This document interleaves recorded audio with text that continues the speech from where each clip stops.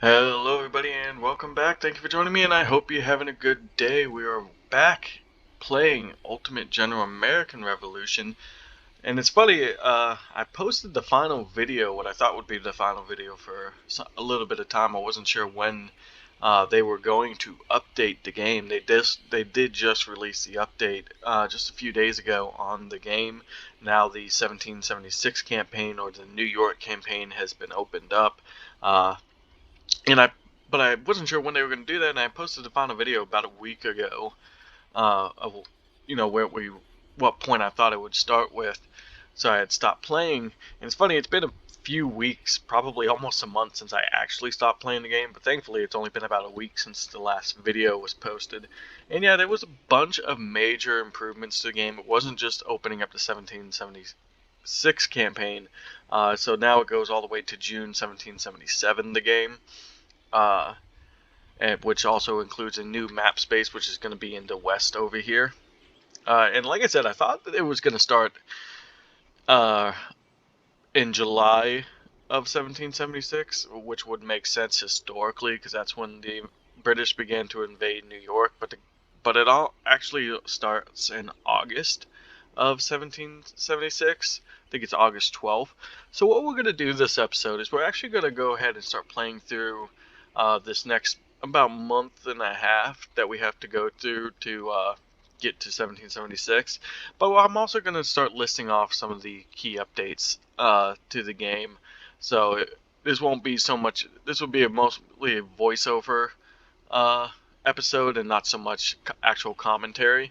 Now the interesting part I've already seen, hopefully this works itself out, is my generals are now, I don't know if this is a new thing, but there's no longer that little circle over above my generals over here, so it's a little weird. It took me a minute to figure out where my generals were actually on the map. But for a quick recap, we have completely taken Canada, so we are just hopefully getting these guys up. Montreal is actually coming along quite well in terms of loyalty. We did build the printing press, but it's not even done yet. That's all just loyalty we've gained just from having troops there. Oddly enough, Fort St. John and Burlington are still struggling quite a lot with their loyalties. So I might actually have a printing press be built here. Fort Frederick and Fort Ticonderoga are also struggling. Saratoga is just fine. And what's interesting is now you have to have at least 50% loyalty to actually create troops um, in the region, which we could certainly do up here in Montreal. We actually have some pretty good recruits, as well as in out Workforce. Now, we Fort St. John's where is not where we have it. I thought I had up here. I guess not. I guess I was looking at Workforce, so I'm sorry. But yeah, we definitely probably are going to want to reoccupy some of these forts before, or all these forts before we still have troops in Fort Montgomery, but we do probably want to occupy these New York forts before the map opens up, so we might want to start raising some units. But we are going to go ahead and keep taking the fight to the enemy up here in the north. We do still have quite a few. Now, I did send my general up as on a recon mission. These are not actually their troop forces. That's why they have the question marks near them. It's just basically showing that they do have a strength in these. I think Fort Frank had a lot of troops in it, but I don't think any of these other cities and whatnot had too much in the way of forces. But they have, like I said, had a lot of big updates, a lot of good updates, I think, for the game. Things that are gonna make it a lot more approachable. Got rid of a lot of the exploits though, so if there were certain things we were able to take advantage of, that is now gone. And yeah, we also have this new thing, which is the uh, region missions map mode. I believe that's when we actually get some more missions that will actually come into effect. But everything else is, of course, the same. And like I said, we are still struggling with some loyalties in some of these areas, but slowly building up. I'm not sure why Montreal went so quickly and Quebec is very slowly moving up. And I believe I also have I'm building a printing press here in Quebec as well. So hopefully that'll help get this area under control. That way we can actually shift troops away and actually have it be able to not have so many troops. Although, like I said, the AI has also become more responsive to open areas. So I wouldn't be surprised if we actually see the enemy converging on some of our locations, just because they have gotten a little bit more aggressive, and they will send out raiding parties to attack uh, lowly occupied settlements, or even not even occupied settlements. But let's just take a look. It's been a while, so I'm sort of getting my feet back under me, taking a look to see. We are working on the Eastern Department. We are working on rifles. We might want to go ahead and try and get another officer. Might want to work on that. Let's replace the project there. That way we can actually start occupying some of those forts again. Because, like I said, we definitely, especially Fort Ticonderoga and Saratoga, if we can't occupy Fort Frederick, that won't be too big of a deal. But it's really occupying Ticonderoga and Saratoga that I think are going to be big, seeing as they are the larger forts. We don't want to lose those, and we don't want the enemy to take. We don't want to fight another battle there. We are going to, like I said, take the fight to the enemy up here in the north. I doubt if in the month and a half we'll be able to clear out everybody, the entire British garrison up here, but we are going to try and do our damnedest to do the most damage to the British up here in the north. That way we can refocus on what will be the west and south, because I believe a little bit of the south opens up as well. We also have our fleet. They are rebuilding. We do have our third-rate ship of the line that we did capture finally, and now that we have a third rate, that's really when things become a little bit easier. I waited way too long, if we remember, to actually start getting my Navy being built out. I sort of forgot about it for the longest time. But now that we have a third rate, we should be able to start capturing other third rates, and we should be able to really take the fight to the British and hopefully defend our waters. But like I said, I'm not going to have too much of the commentary of actually what's going on the map. I'm just basically laying out everything I will be doing, and I will be just going over what updates that they have to the game that they released over the past few days, including one that just released yesterday. The major patch came out 3 days ago, I believe, 3 or 4 days ago, and then of course they also had to release another patch just yesterday that I'm going to go over, just a few little more minor tweaks to the game. So hope you all enjoy the rest of this episode, and yeah, thank you all for joining me. I'll see you at the end of the episode. Alright, so we are going to begin to read off the patch notes and everything that they've updated over the past few days, including the major expansion. And these patch notes are what they posted on the Discord. So if you're not part of the Discord, I would highly recommend actually joining it so you can actually see everything as they update it. They're pretty good at keeping everything up to date on there. I believe the person who does all the updates is named Sterner. So look out for that. You'll have different sections once you join the Discord. There's all the different pages you can go to. You just want to go to patch notes, and that'll show you all the new updates. So he has it broken down into several sections. So we'll start off with his first section, which is the major changes to the game. And obviously, the first one is the new campaign content. It is available from the 15th of June, or through the 15th of June, 1777, starting at August 12th. Originally, I thought it started, or this is the part that kind of, like the history buff part of me is just like, it's a little late to be starting it this late, 12th of August. The British invaded right before the signing of the Declaration of Independence. They invaded New York, that is. I believe it was January 2nd. Not 100% sure. I'd have to go back and double check, but I am pretty sure they invaded New York. Long Island, that is, on the 2nd of July, I believe is when Howe actually landed his invasion forces. But I could be wrong. If I'm wrong, I'm sorry. But yeah, so for me, the 12th of August does seem to be a little bit late that they're, starting this expansion this late. I guess it's not too late, but I digress. And then, so other than that, some of the bigger changes was they reduced the frequency of sea invasions and increased loot recovery on lower difficulties. So both of these are pretty big, especially if you're playing on the lower difficulties. Now I don't know what they consider the lower difficulties, if it's everything but just ultimate difficulty, so hard, normal, and easy, uh, or if this is just like easy and normal. It's not really specific.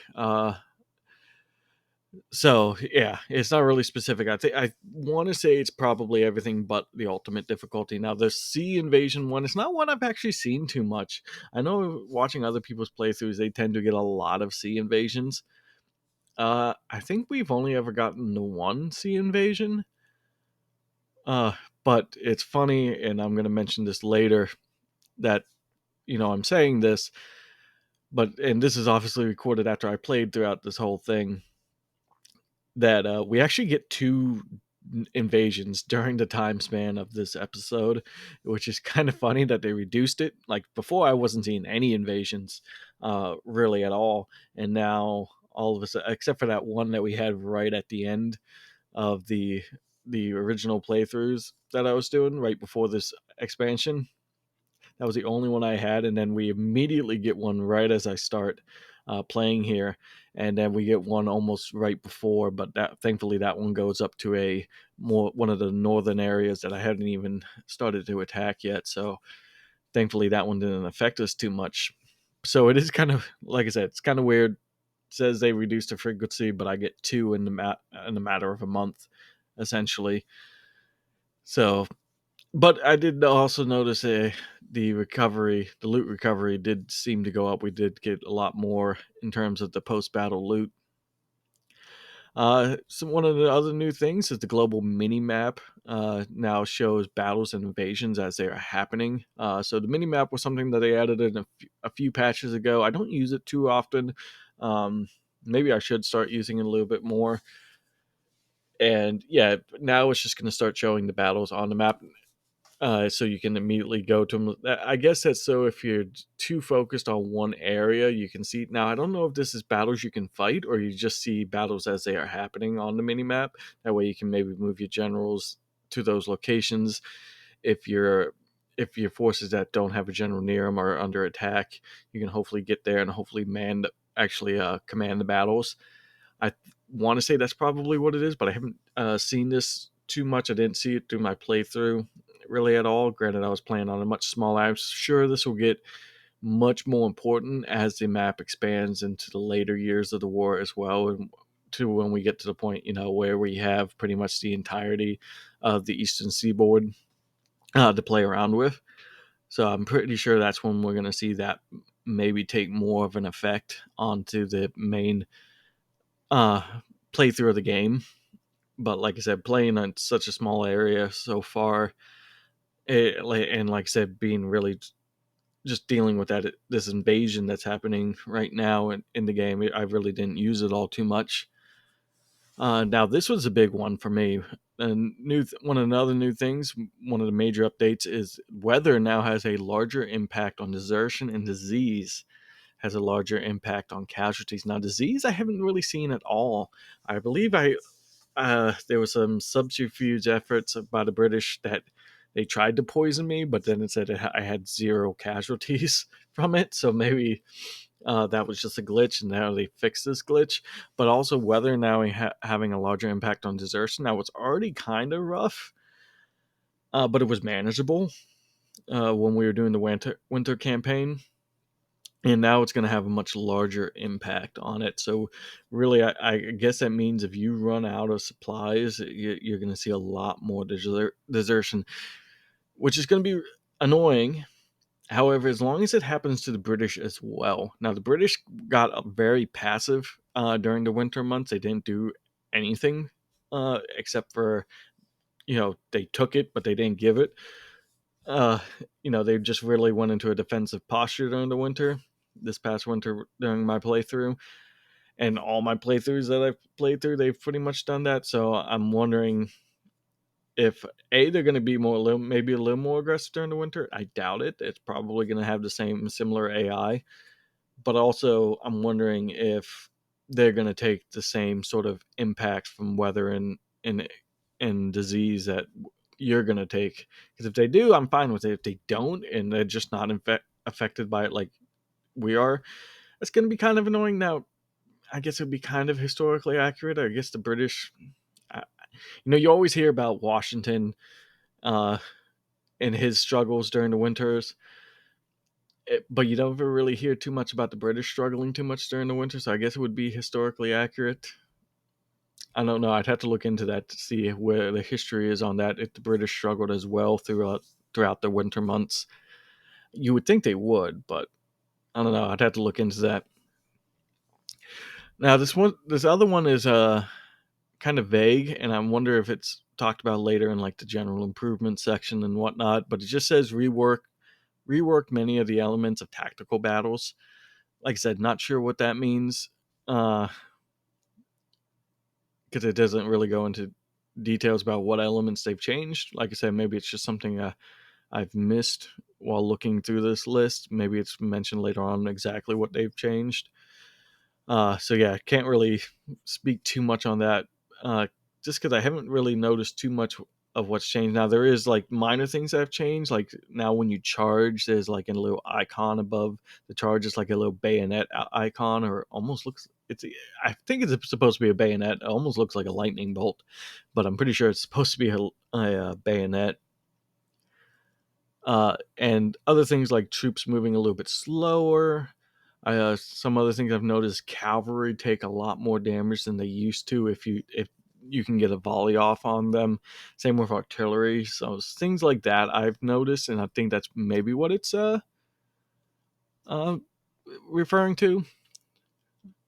But that's just what I've noticed so far.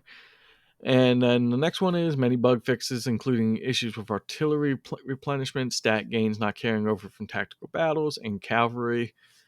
I'm not sure what. Again, it just says bug fixes. Again, there is a bug fixes segment later on, so maybe that's just what they're referring to. And then it added many additional elements that will be used for further campaign phases. Oh, excuse me. So those are the major changes. Now we're gonna go into what Sterner lists off as the general improvement section. So land tactical battles will now be available for lopsided battles, and an indicator will be displayed if the AI is likely to attempt to retreat from these battles. Now, before, what would happen is if you tried to play a battle that was just completely one-sided, like you had like 3,000 troops, let's say, and the British only had like 200, 300, it wouldn't even let you go into these battles. Sometimes it would. It was kind of odd, but it would be one of those battles that would immediately they just route for. So it was very hit or miss whether it would. Now it's just going to always allow you to play those battles, but it is going to give you the indicator at the top uh, in the balance of powers little circle, whether or not they're going to run. Now, Stu might be good for you to do that because a lot of times they would just stand and fight. Sometimes maybe you just want to clear them out of the area and get them running. If you want to do that, you can jump into the battle. If not, you can just let it happen on the global map. But the global map battles tend to use a lot of ammunition, especially if it's like during the winter. Maybe you don't want that to happen, and so maybe you just want to go in and get the British running. That's one exploit that's still available to you. So, one of the other new things is improved global map AI behavior. I think this means the AI has gotten a lot more aggressive, which is one thing I've noticed. Not necessarily in the playthrough that you're watching right now, but in my hard and ultimate playthroughs, I was noticed like immediately with this new update, all of a sudden I'm getting attacked in like from 5 different directions. Like everybody just sallied forth from all their locations and started attacking me. This didn't happen in this playthrough, which is something I was worried about, was actually kind of hoping for. So I guess I wouldn't say I was worried about it, but I was actually kind of hoping for it. I guess I was worried in the north because I didn't have a lot of troops up there in the north, but I was hoping that they'd come and attack me in the south, but that never ended up happening. They just launched that invasion fleet. Uh, but other than that, I believe that's what they mean by global map AI behavior, is they've just gotten a little more aggressive. Another one is increased time before battle loot disappears. This has always been great. This is good news because sometimes it just took you too long because you're trying to get them to retreat and maybe the loot is a little just outside of their range. So you're trying to get those units to surrender or retreat, and then all of a sudden the battle loot disappears, and that was just annoying. Now it stays around a little bit longer. You're able to pick it up. I'm not sure why it disappears at all, to be honest with you, because like if you fight a battle, you pretty much know where you fought that battle. So you should be able to relatively, you would think you'd be able to go back and pick up anything from that battlefield. We pretty much know where all the battles are fought. Um, but I digress. It's a little silly that it disappears at all to me, but it is what it is. Maybe it's something in the actual programming of the game that they have to. That way, loot isn't just littered across your screen. Um, that might be why. Not sure. Improvements to company and weapon tool tips. Again, this isn't something I really don't know what it's referring to. To be completely honest, improvements to company and weapon tooltips. Uh, is yeah. This is honestly one thing I'm not sure if this is something in like the instructions to the game itself. Like, yeah, I'm not really sure. I believe there's a segment for like instructional videos and tutorials. Maybe that's what they've added is some more tips and tricks in those videos. But it could also just be something I'm just overlooking. Uh, but yeah, don't it doesn't really have too much an effect on the gameplay, whatever this improvement is.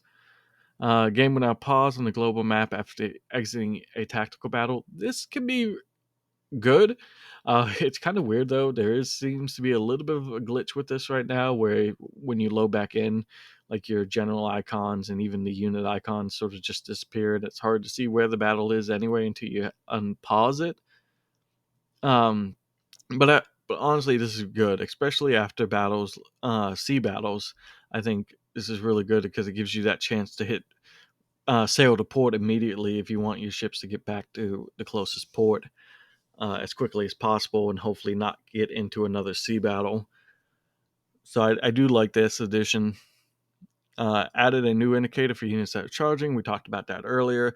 More information displayed for prisoners captured in naval battles. Uh, yeah, when you actually capture the ships, it now informs you how many people have been captured. Now can now produce the same item multiple times so that more factories can be allocated. This is going to be big as we go a little bit farther into the game because right now you probably don't have enough factories raised to be able to produce like fully produce one item anyway. If where you have that green bar all the way to the top, as well as multiple other items.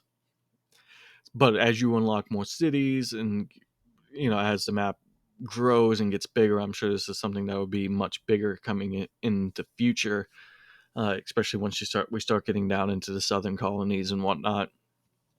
So you're going to be able to produce a lot more. You're basically going to have you could essentially have like if you want to just mass produce, and we're talking mass produce U.S. muskets, then you could literally fill two whole segments and have like 20, 30 factories working on just rifles, and you're pumping out I don't know 300 rifles a day, something along those lines. I haven't actually seen how much you could produce of one thing, but you know what I'm trying to say, hopefully. And then improved naval custom battles. I don't really do custom battles right now. I haven't played around with that too much, so I'm not sure what improvements they did to it. And then AI artillery will try to set up closer to the enemy line, so it is more often near supporting infantry. This one is a very big one as well, because oftentimes in the battles we can take advantage of the fact that the British tend to set up their artillery way in the back and are only shooting round shot at you, which it can hurt. It definitely hurts morale, but it doesn't do too much damage to the unit fully unless you're really massing artillery against a singular unit. So what you normally can do is take advantage of this by just sweeping the infantry from the field and then worrying about the artillery. and usually chances are, by that point, chances are the enemy's running anyway, so it's not that big of a deal. Not always the case, but sometimes. So, and now they're going to set up a lot closer. That means might have the possibility of getting hit with shell and shot, canister, basically. Sorry. So during major battles, now granted, that also means the British are going to probably be shooting canister into their own men as well. But it'll be interesting. It's going to be definitely a lot harder to flank companies like infantry companies this way if they have artillery supporting them a lot closer. So that was everything for the general improvement section. Moving on to the general balance, we're going to start going through these a little bit quicker here. Rework the surrender formula to account for more factors and make surrenders more likely. Pretty self-explanatory. It just means that surrenders are going to happen a lot more often, including for your own units. Don't forget about that. I've actually had one or two of my units surrender and I wasn't able to get them back. Improved militia shooting ability. This is big for the Americans. That means your militia is going to do much better in battles now. Restricted rifles to skirmishers. This is an improvement I felt was coming because it felt weird that you were able to give rifles to regular infantrymen. So this is something that's not surprising that they added. So now all your Pennsylvania rifles and whatnot are going to be just for your skirmishers. So your long rifles, the sharpshooters, essentially. Longer ranges, essentially. Like I said, I was surprised that rifles were even available to regular infantry units, seeing as there really wasn't a lot of rifles kicking around during this time period anyway. So the fact that they're limiting it to skirmishers makes a lot of sense to me. Adjust production and market prices of weapons and ships. It should now generally be profitable to sell produced items. And yeah, it says exactly what it's pretty self-explanatory. The amount of money you can make off weapons that you produce, as well as other things you produce, has gone up. So you want to keep production up on pretty much everything. Like I've always kept civilian muskets in production, just so I could sell them. Now it's more profitable to do so. Reputation change from crew damage in naval battles, reduced reflective to ship type. So I think what this means is if you take a lot of crew casualties, you could lower the. Oh wait, I'm reading. Okay, so now I'm reading it right. Sorry. So it sounds like you reduce casualties relative to your ship type. I don't know. It's kind of you could read this sort of two ways, in my opinion. So it sounds like you might lose your reputation of your ships, uh, if you take too many casualties, or you could read it as or you could read it as sort of you you take less casualties in battle if you have a higher reputation. Huh. Oh, wait, you know what? I just got it. It's your reputation, your global map. I'm an idiot. It's your global map reputation, the one that shows up in the left hand corner. If you sink a ship, I get it now. So it's balanced everything. If you sink that ship, say a cutter that, it's relatively easy to sink, you're not going to get as much reputation from that battle if you sink a bigger ship. I got it now. I was reading that completely stupidly. Invasion fleets now contain troop transports, which is very cool. These ships have about 40 guns to them, if I remember correctly. I've only seen it once. I've only been able to capture one or catch one invasion force. But yeah, they now contain troop transports. They are making it a little bit harder for you to actually win the invasion battles on the sea. Before it was relatively easy. Capture ships that will now sell for less. Pretty self-explanatory. You can't take advantage of just capturing anything and everything. Where you still can, you're just not going to get as much money for it. That way you don't end up with these people. Like I know in my ultimate playthrough, I've really focused on Navy, and I constantly have over $100,000 essentially, because I just have so many ships that I've captured. It's a little silly. When ships are repaired multiple times, then maximum armor, hull, and speed will decrease. This is relatively accurate. Like, if you're in a ship that's constantly getting battered, like, and you're just patching it up, this is gonna happen. This is pretty realistic. I like this change. So basically, if you can't just always, I mean, you can go back to port, reheal, but your ship is not going to be as sturdy as it was before you took all that damage. So that's all everything for the general balance section. Tactical battles. So reworked muskets and rifles to have longer range and better damage at shorter ranges. So that was already sort of the case. I think they just did it a little bit better. They made it work a little better, especially, that's gonna, now you're really gonna feel the effects if you get your militia in close with their civilian muskets. You're gonna take a battering, but you're also gonna give it a bit better. So those weapons that you really need to get close in, you're gonna notice a substantial difference in what you were seeing before, and vice versa. Obviously, if you're shooting at a long range, you can shoot at a long range, but the units aren't going to take as much damage. Several changes to volleys so that units are more likely to get off a damaging volley against chargers. So yeah, it's basically means if you're charging in, you get off a good volley and not one of those sporadic fire volleys. It's going to do a lot of damage to those chargers, uh, which you could argue whether that's historically accurate or not. Uh, but it is, I guess, a little bit more balanced. Expanded flanking angles.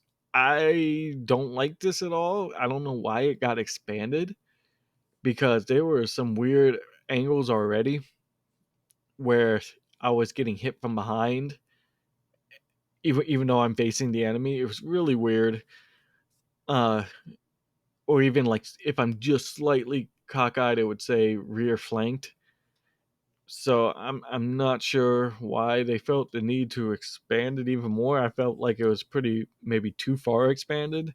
I would have decreased the flanking angles just slightly, but it is what it is. I haven't noticed too much of a difference in game, so I don't think it really affects us too much. Small decrease in speed of non-supply units. That's pretty self-explanatory. And something I've already mentioned. Increased penalties for low conditioning. Again, that's pretty self-explanatory. Increased condition regen rate and adjusted condition drain rates for most units. This is pretty big because I felt like it took too long for your conditioning to regain, both on the global map and in game. In the tactical battle. So I feel like this is a very good change. Increased damage taken by cavalry and artillery units. I know that was one of the biggest complaints, especially when it came to artillery units. It's just how tough they were. Decreased damage taken by skirmishers. I'm not sure why they did this, because I felt like skirmishers were very hard to damage anyway. So now they take even less damage. Kind of a weird one. We'll see how it works out. Reduced range at which units get pulled into melee. That's that's very good. And then of course, increased damage to routing units and reduce their melee strength. So if somebody's routing from the battle, they're going to take more damage. I know that was another big complaint where you really did nothing to them in melee.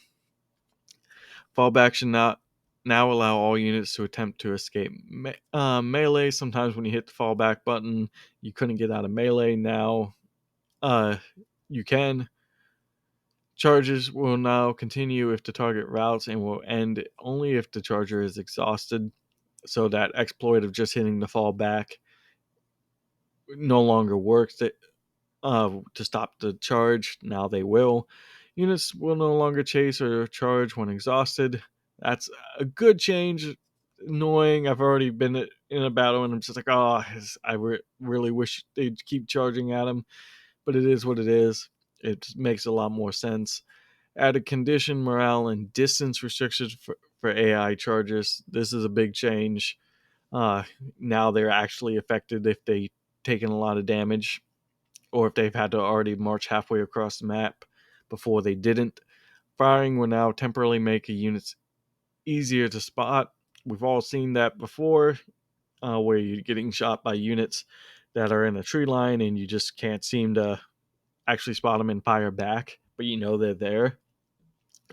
Just because of the way the stealth mechanic worked, that should be fixed now.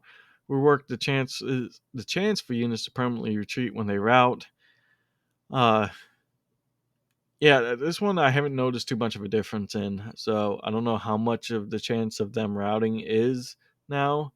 I think it's actually less often. And I think that's what they're saying. So when that little surrender flag pops up and they completely head away from the battle, I believe that that's what they fixed. So a lot of times it was too easy. I've had units that only took like 10, 20 casualties completely route from the battle. Artillery shot damage area now depends on the caliber of cannon. That makes a lot of sense. Heavier cannon now moves slower. Again, another one that makes a lot of sense. And reworked the canister to increase range, reduce chance to miss, and decrease damage at longer ranges. Again, all changes that make a lot of sense. All self-explanatory changes. And last but not least, we'll quickly rattle these ones off. We would now. This is a patch that just came out yesterday. Fixed issue with never-ending repair of constructions. Yeah, repairing seemed to take forever. That's all I'll say on that. Fixed issue with lost arty soldiers when arty came as reinforcement. We knew that was an issue. Afro-American militia has a very low cost of salary and recruitment bonus. Fixed a crash in large battle. Not sure what that was. Fix a few issues with invasions and fleets on the global map. Fix campaign start tooltips. Fix event/default militia units only being able to create 3 companies. We knew that was a big issue. A lot of people would just delete companies. Now that's fixed. Something I didn't realize until actually I played the end of the battle, so I actually mentioned that. We'll be mentioning that here shortly. Campaign start choice for extra muskets now gives the Brown Bess 69s, 1669s, and not the civilian muskets. Campaigns start choice for extra militia now gives an infantry unit. And finally, the skirmishers and minutemen can now hold fire, which is honestly something I didn't realize they couldn't even do to begin with. So it's interesting that I've just never noticed that, but they can do that now. So yeah, that's everything. Thank you all for listening to this if you stuck around, and I hope you enjoy the last little bit of the episode. Bye.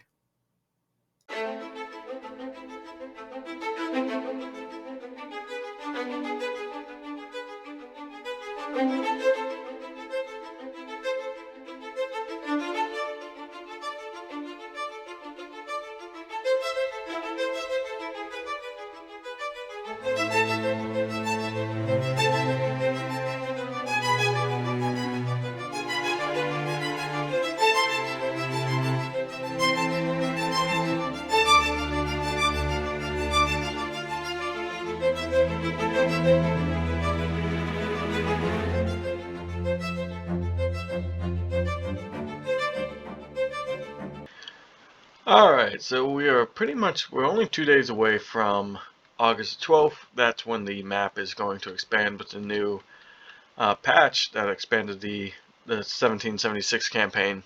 Well, yeah, 76 campaign, which will go into 1777. So a lot has happened. We ended up, like, immediately after I started playing, we ended up getting an invasion down here in the south, which pretty much made us focus all of our attention down here.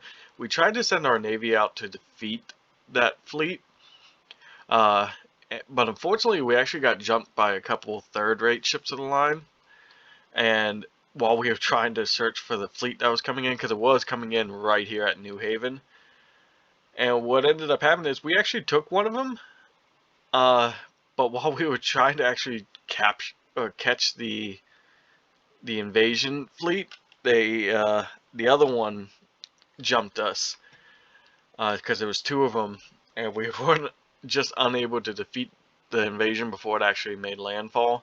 So that was a bit of an annoyance. So it sort of took away from our plans to attack here or go north. So, as you can see, we yeah, haven't made any progress here in the north, and we ended up chasing them all around. So they basically came up right up through here all the way to Fort Rice. We were able to destroy them outright, like the entire British. I think maybe one cavalry unit ended up escaping up here into the north, but everybody else was destroyed. They ended up taking Fort Ticonderoga with like 90 men, and well, and then they garrisoned it with another 200 base from reinforcements. But we were able to take it back, and now we have a pretty significant force, about almost what, almost 4,000 men. Uh, really 5,000 when you consider Fort St. John's. A little over 5,000 when you consider Montreal, basically guarding our western approach here. We have Bandit over here. We did also get Artemis Ward as another general. And then pretty much only a little while ago, we actually had another invasion. So it's funny that we read off a lot of the stuff that they've changed. And it was, one of them was less invasions. And, well, we've gotten 2 invasions just in the time span of a month. So I don't know if less invasions is really been. I think they might have to work on that a little bit more, because I think that's more invasions than we saw the entire time we were playing the first time. But as you can see, thankfully that second invasion went to Fort George. So they do have significant forces here in the north now. Not really sure how much. So we are going to have to deal with that eventually, especially with the map expanding. So I am sort of worried about what exactly we are going to see here in a minute when the map expands.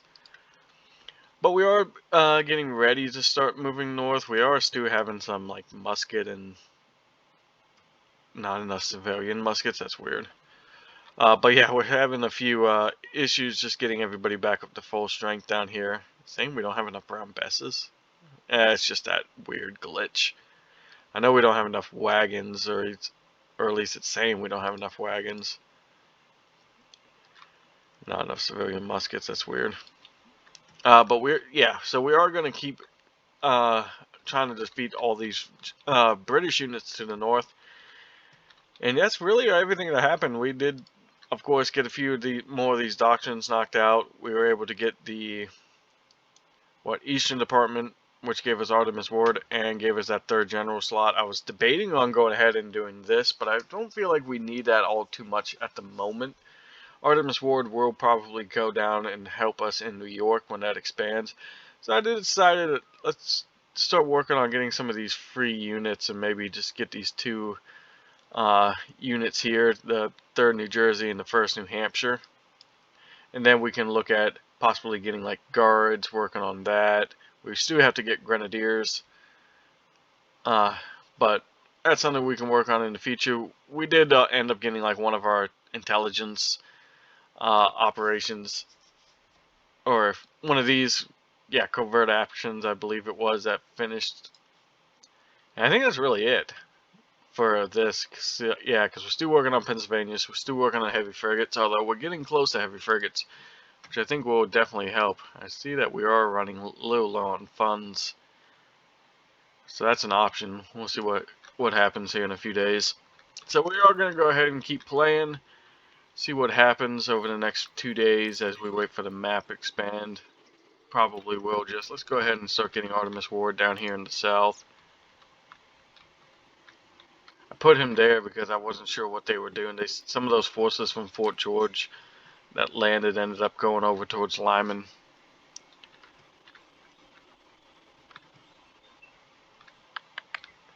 And we are making progress up here in Quebec. We are at 40%, which I believe is enough to prevent them from getting any, what's the word for it? Which will prevent them from rebelling here. Trois Rivières is still at 25%, and for some reason, Burlington and Fort St. John's is still just struggling. I really don't know why. That they don't want to gain any sort of loyalty, and the map is just about to expand here. And here we go. Massachusetts Bay. We have almost no money, so maybe that is something we do. I don't know why our loyalty in Massachusetts Bay is so low. Let's don't. Alright, so let's pause and see what happened. So as you can see, we have unlocked everything over here all the way to Fort Frontenac. Levy has been expanded on, Port Ontario. All of this is now able.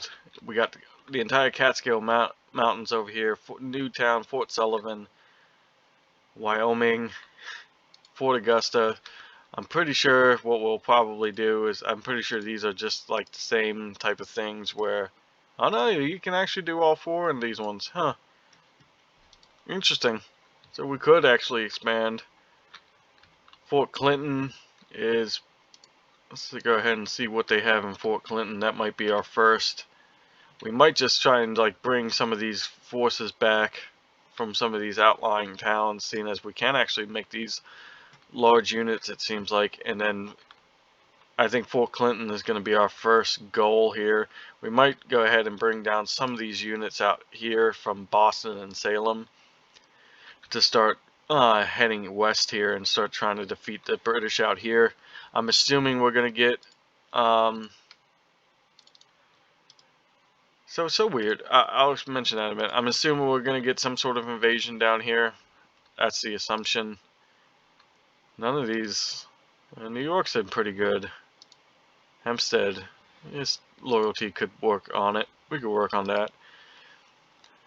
So we do have a little bit of Pennsylvania unlocked as well. So we have like Easton and Reading and Wyoming, Pennsylvania. Freehold is New Jersey. Yeah, New Jersey. So yeah, well, let's just take a gander what they have at Fort Clinton, because that's probably going to be our first obstacle.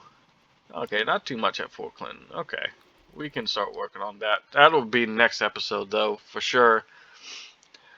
Yeah, and yeah, I really don't want to lose New York, because it is a big town when it comes to workforce, although Hempstead is too. Morristown has a huge workforce. That's interesting. Wow, that actually has a lot of workforce. That's definitely going to help with finances. We are going to have to fix our finances.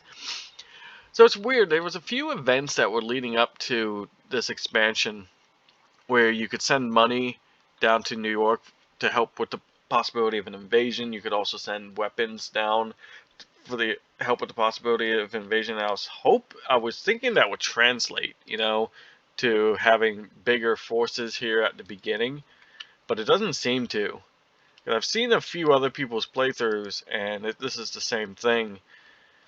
Now, maybe they did the same events leading up to it, and that's why, I'm not sure. But it is kind of weird that I would do all that stuff to see no real reward from it. So, that's a little bit disappointing, but yeah. I'm just curious what that was for, because I literally sent $10,000 down to help prepare for the invasion of New York. And yeah, there doesn't seem to be anything that came of that. So, we will move on from there and start this whole expansion in another episode. Thank you all for watching. And as always, well, bye.